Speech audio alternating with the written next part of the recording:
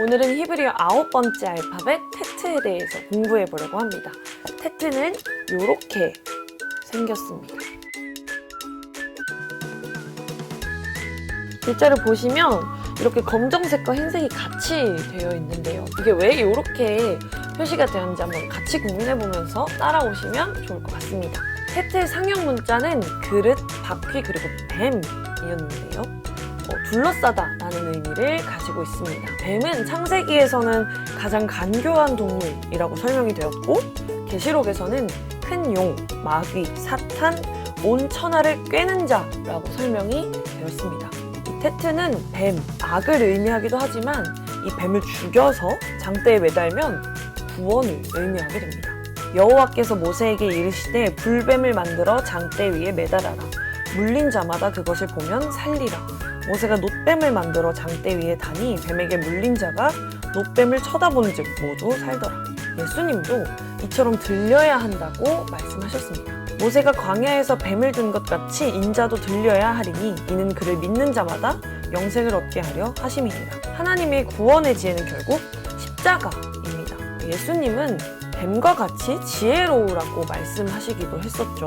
바로 이 놋뱀을 가리킵니다. 놋은 하나님의 심판을, 그리고 뱀은 사람의 말과 지혜, 사람이 보기 좋은 육신의 생각을 가리킵니다. 이 뱀, 육신의 생각을 심판하여 십자가에 다는 것, 십자가를 지는 것이 바로 하나님의 지혜입니다. 돌아와서 상형 문자가 뱀이었던 이 테트는 성경에서 가장 적게 사용된 알파벳입니다. 이런 테트가 가장 처음 사용되었던 구절은 다름 아닌 창세기 1장 4절인데요. 빛이 하나님의 보시기에 좋았더라. 하나님이 빛과 어둠을 나누사. 여기서 이 좋았더라에 사용된 히브리어 토브에 테트가 가장 처음 등장하게 됩니다. 토브는 그냥 좋다는 것이 아니라 하나님이 보시기에 좋은 것, 선한 것을 의미합니다. 이는 테트의 본질과도 연결이 됩니다. 빛과 어둠은 성경에서 낮과 밤, 선과 악으로 표현되기도 하는데요. 그리고 이 둘이 섞인 상태를 저녁, 황혼, 해질녘, 밤이라고 표현하고 히브리어로는 에레브라고 합니다. 에레브는 혼합하다, 무역하다, 보증을 서다 등의 의미를 담고 있는 아라브라는 단어에서 유래했습니다. 죄는 이처럼 빛과 어둠이 섞인 상태를 의미합니다. 이 섞임을 하나님께서는 구분하시고 그리고 나서 보시기에 좋았다고 말씀하셨습니다. 선과 악이 구분되는 그림의 원형은 에덴 동산에서 시작됩니다. 여호와 하나님이 그 땅에서 보기에 아름답고 먹기에 좋은 나무가 나게 하시니 동산 가운데에는 생명나무와 선악을 알게 하는 나무도 있더라. 바로 생명나무와 선악과 그림입니다. 이 생명나무는 하나님이 보시기에 아름답고 먹기 좋은 나무입니다. 지혜는 그 얻는 자에게 생명나무라. 지혜를 가진 자는 복되도다. 생명나무가 지혜이고 지혜를 가진 자가 복되다고 말하고 있는데요. 여기서 이 지혜는 예수 그리스도를 의미합니다. 지혜를 가진 자는 생명나무의 열매를 먹은 자입니다. 이 생명나무로부터 난 열매를 먹지 않은 사람은 선악과를 먹게 됩니다. 여자가 그 나무를 본즉 먹음직도 하고 모함직도 하고 지혜롭게 할 만큼 탐스럽기도 한 나무인지라. 여자가 그 열매를 따먹고 자기와 함께 있는 남편에게도 주매 그도 먹은지라.